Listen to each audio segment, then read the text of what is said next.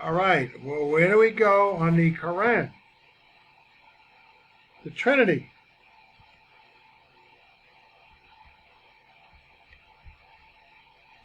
One thing that's important, the Qur'an completely misrepresents the doctrine of the Trinity. The author of Surah 5:116 mistakenly thought that Christians worship three gods, the Father, the Mother, Mary, and the Son, Jesus, because he's focusing on probably Roman Catholicism. But Christians don't worship this doctrine of the Trinity at all. There was a heretical sect of Christianity called the Choloridians, who had a concept of the Trinity which included Mary, who would have been in Arabia during the time of Muhammad. They are possibly the source for this obvious error. God, if Muhammad is Allah is God, wouldn't he know this?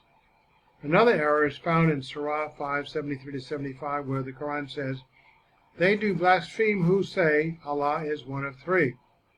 Obviously, the accusation is against Christians, yet Christians do not believe God is one of three. We believe that God is one. Yusuf Ali does a grave injustice in his translation by adding the phrase, Allah is one of three in a trinity. The words in a trinity do not exist in the Arabic text. Ali puts it into his translation in an attempt to avoid the rather obvious mistake that Christians believe in three gods. So everybody's changing things and adopting it for their own particular purposes, and as do so-called people who follow the Bible. They'll mistranslate, but the problem is if you use one of the dozens and dozens of very, very accurate English translations of the Bible, you'll find their interpretation is obviously figured in their misinterpretation by misreading it. But the words themselves show a consistency one church to the next with the original text that they have translated. How about Ezra? The Quran in Surah 5:72 makes the mistake of claiming that the Jews believed that Ezra was the Son of God, the Messiah, just as Christians claim for Jesus. Nothing could be further from the truth. So many mistakes. Internal contradictions which point to errors. Which one is right? Both are wrong since they contradict each other. Some errors point to internal contradictions within the Quran itself. I have dealt with these, Joseph Smith says, in another paper as well, and so will only list them here to jog your memory. Mary and Imran. One of the best-known errors is that concerning the confession between Mary, recorded in the Quran as the sister of Aaron and the daughter of Imran, biblical name Amran, as well as the mother of Jesus, by implication in Surahs 1966 and 20. Though the two, Mary and Miriam, lived 1,570 years apart. There are more details on that if you want. I did an investigation myself on it.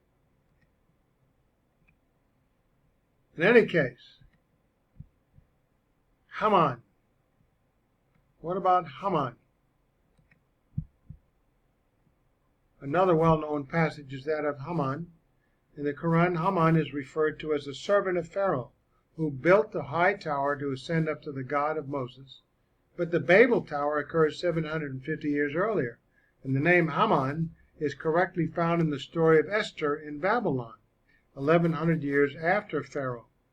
Yusuf Ali believes that the reference here is simply that of another Haman, yet Haman is not an English-Egyptian name, but uniquely Babylonian. So there's stuff that occurs here that has no corroborative value, rather contradictive value. Errors which contradict secular and scientific data. There are other stories in the Quran which do not stand up to the secular data which is available. These errors are possibly the most damaging for the credibility of the Quran as the perfect Word of God, because their veracity can be measured against the test of observable data today, which is by definition neutral and binding. Ishmael.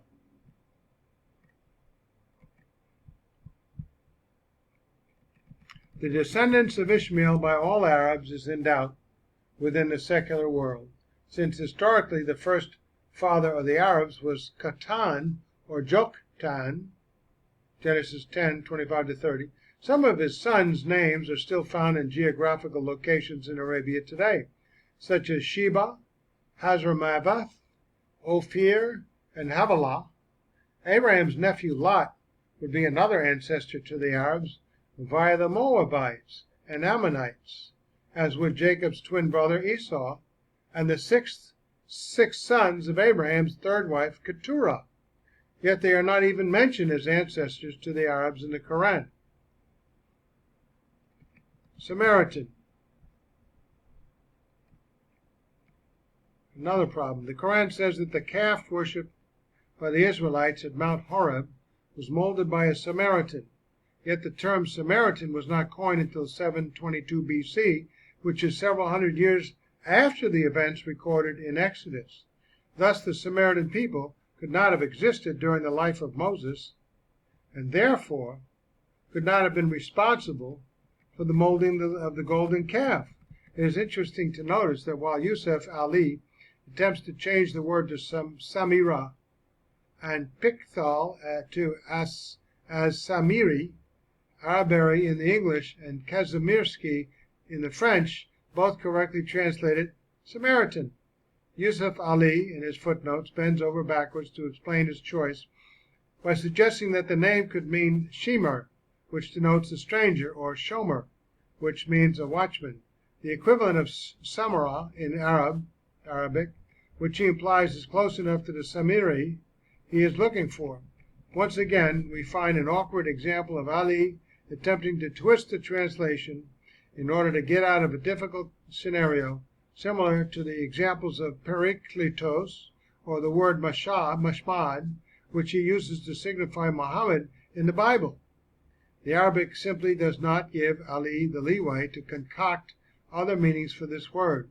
To be consistent with the Arabic, he should keep his translation consistent with the text, as Arbery and Kazimirsky have done. Sunset. Now we have that 500-page book, which you can read. It goes into even more detail, but I think you and I have read enough. The Bible's spotless record versus all kinds of stuff in the Quran. In Surah 1886, it states, until when he reached the setting of the sun, he found it set in a spring of murky water. Near it he found a people. We said, O do al-Qur'an, either punish them or treat them with kindness. It is well known that only the superstitious in the age of Muhammad believed that the sun would set in a muddy spring.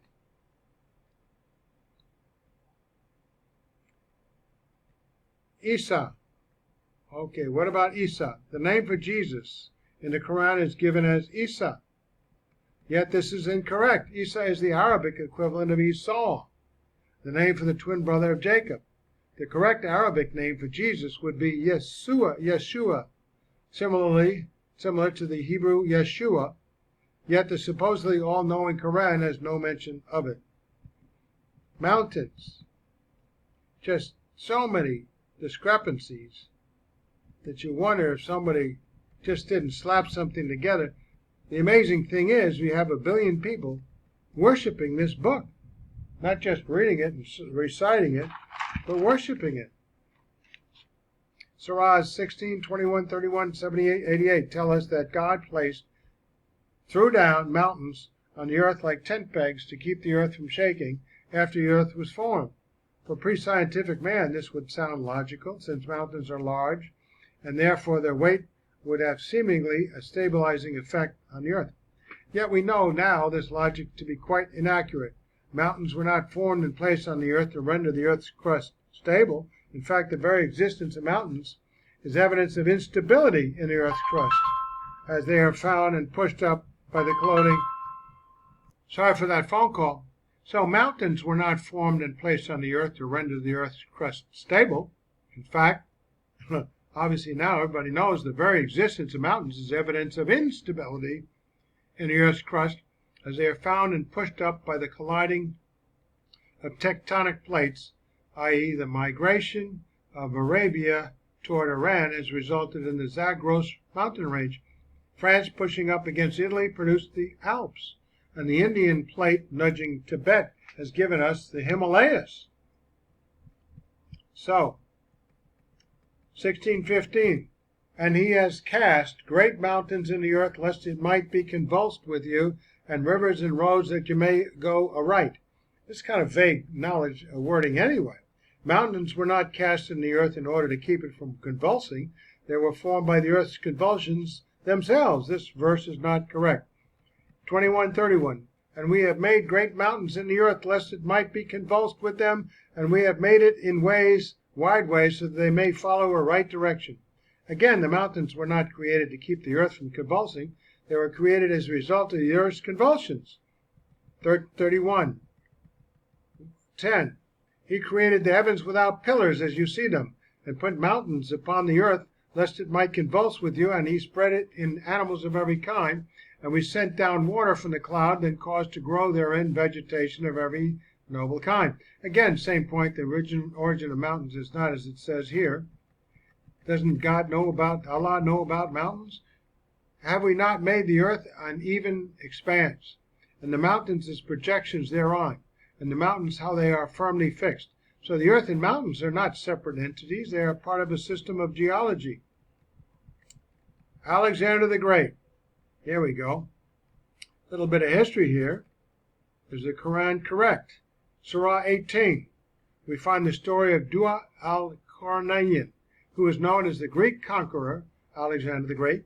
According to this surah, his power was given to him by Allah, which some Muslims contend is an insertion that he had the same prominence as a prophet. But of even more importance to our discussion is the contention, according to this surah, that he was credited with building an enormous wall of iron and brass between two mountains, which was tall enough and wide enough to keep an entire army out.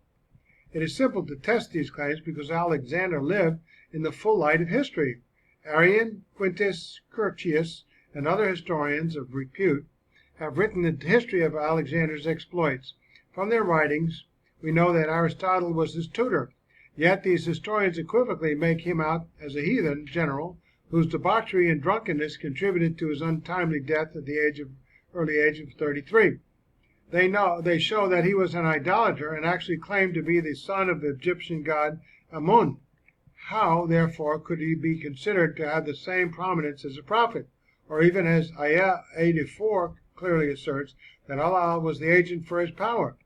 Yet, what is even more troubling, there is no historical evidence anywhere that he built a wall of iron and brass between two mountains, a feat which indeed would have proven him to be one of the greatest builders or engineers in the history of mankind.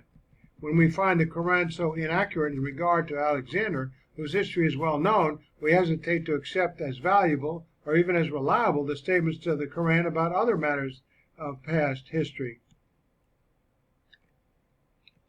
Creation. Surah 86 tells us that a man is created from a gushing fluid that issues from between the loins and the ribs. Therefore, in this surah we find that the semen which creates the child originates from the back or kidney of the male and not the testicles. Wow. Pharaoh's cross.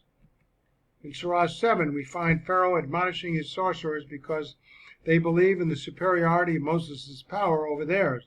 Pharaoh threatens them with cutting off their hands and feet on opposite sides, and then says they will all die on the cross.